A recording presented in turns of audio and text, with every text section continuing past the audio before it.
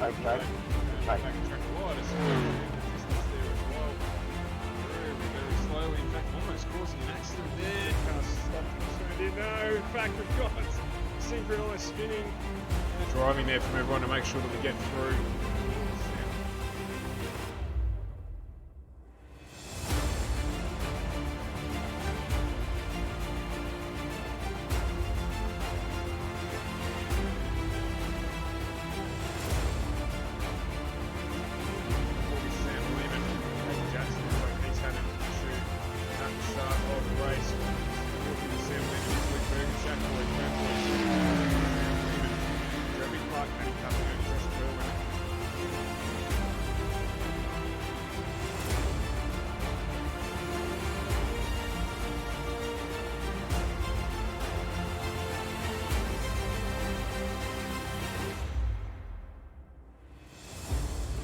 Hi everybody, welcome to Aus PRO-AM Sim Series Season 3.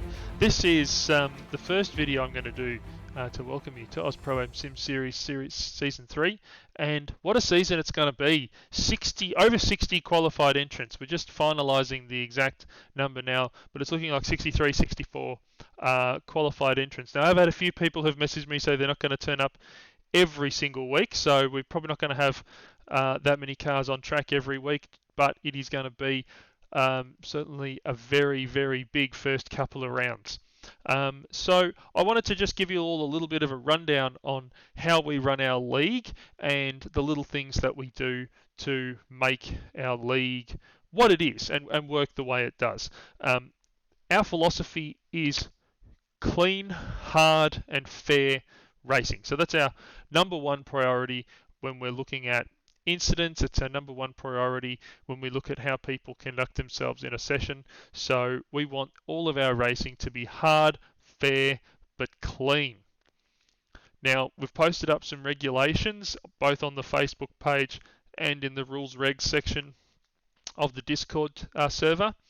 Download them, have a read, please. There might be some regulations that we run that are different to what you're used to. For instance, in terms of racing room, we don't run the B-pillar rule.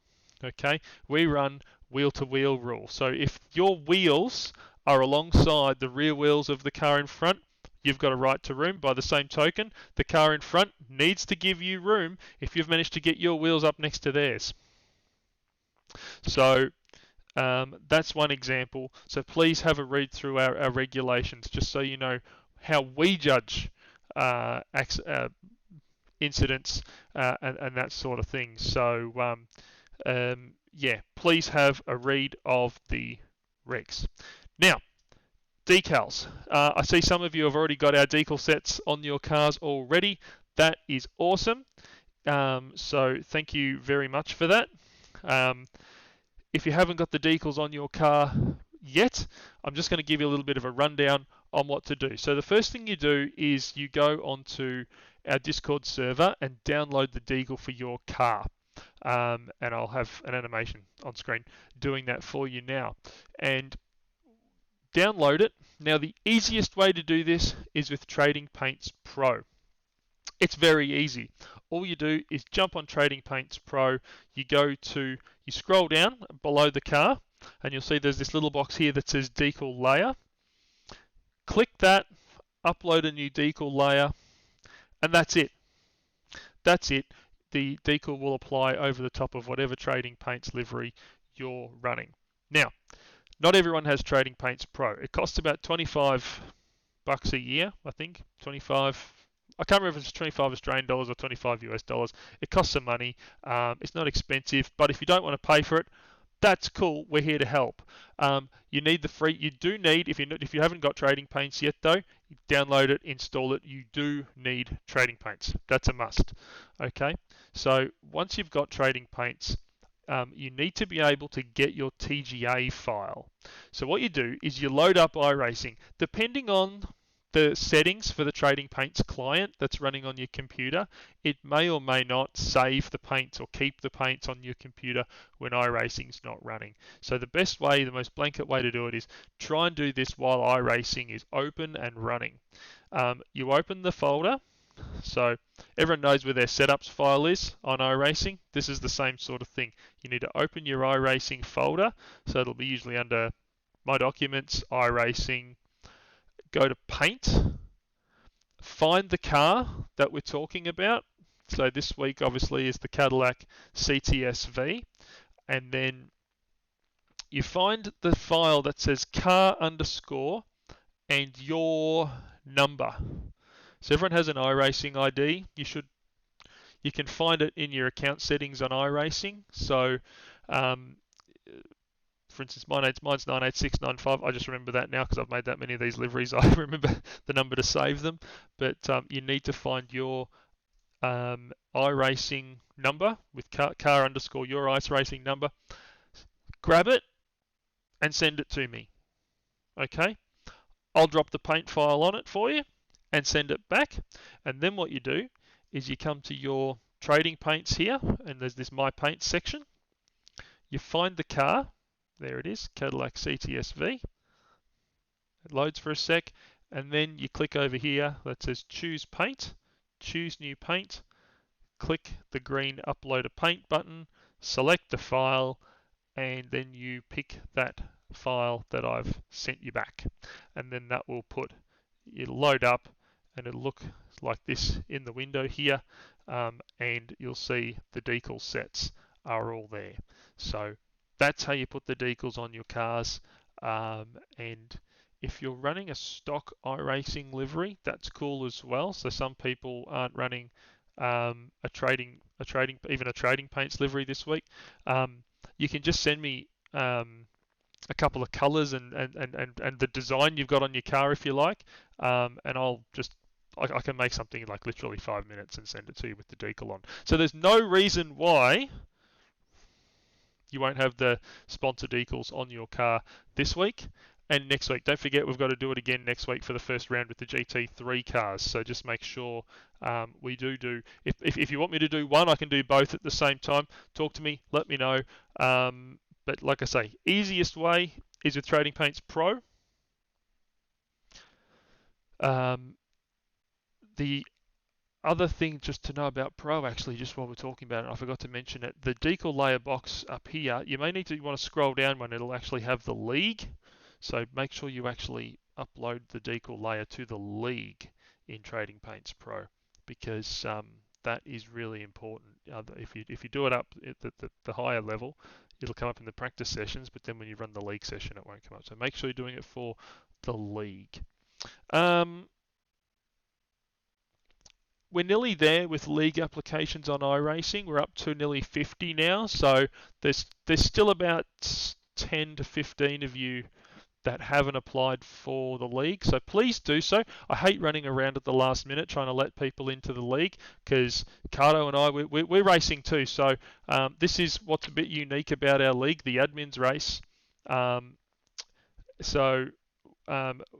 Please be sure to make your application to the league in iRacing now, so that way I can get you in. If you've requested a number, I can put your number against your name, and then everything is all spot on for Tuesday night, well beforehand, not at the last minute. I hate trying to chase people at the last minute, and you may find that if you are asking us at the last minute, we're already committed.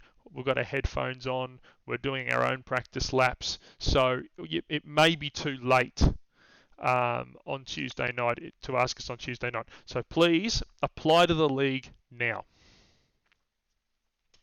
The next thing that's a bit, the next way we run our series is our stewarding system. So really, really important to note, we don't run a live race control. Okay?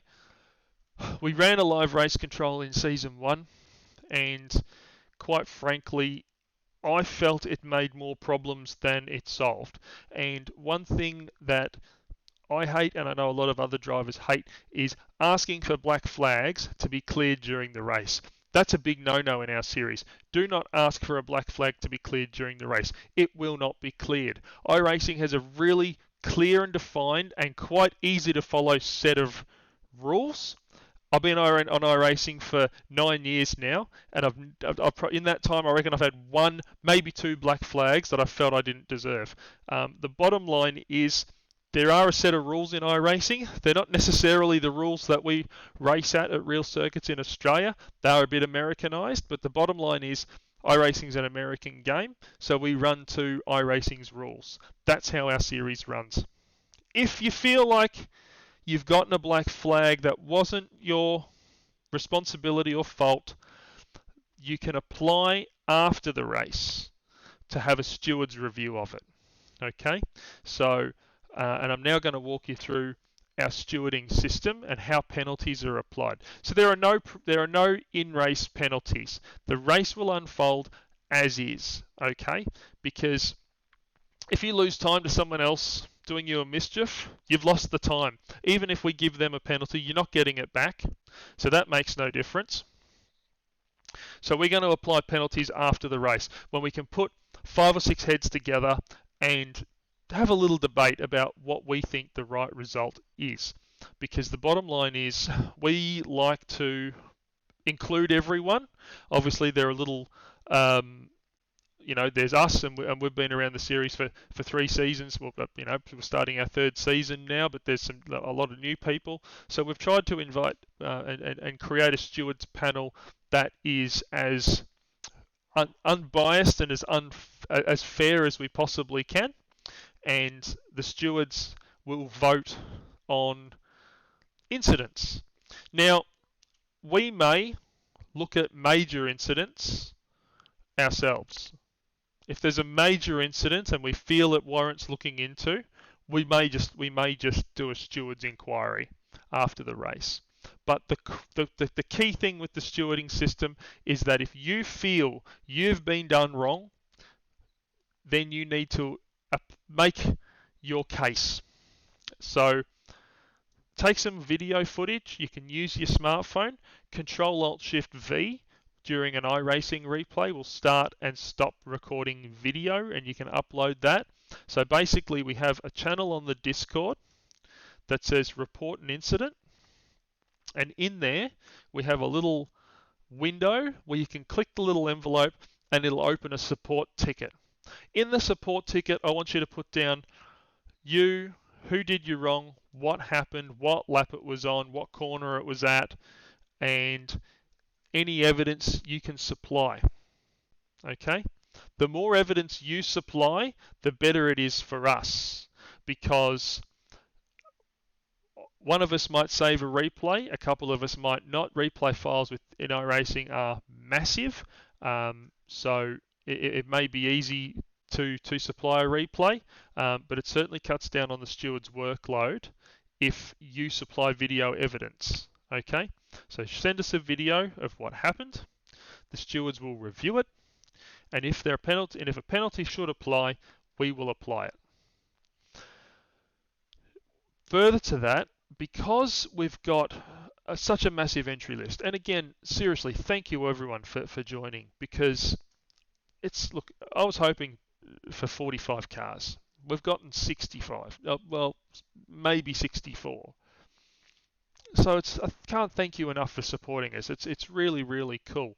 But it does mean that come round 1, we've got 64 Cadillacs heading down to turn 1 at Phillip Island. And we know what happens at turn 1 at Phillip Island. Bust-ups. So, we don't want bust-ups. We want you to treat the cars like you're paying the repair bill yourself. Okay? Try and give each other space. I know it's racing, and I know bumping and rubbing is racing. And don't take it personally if you get bumped.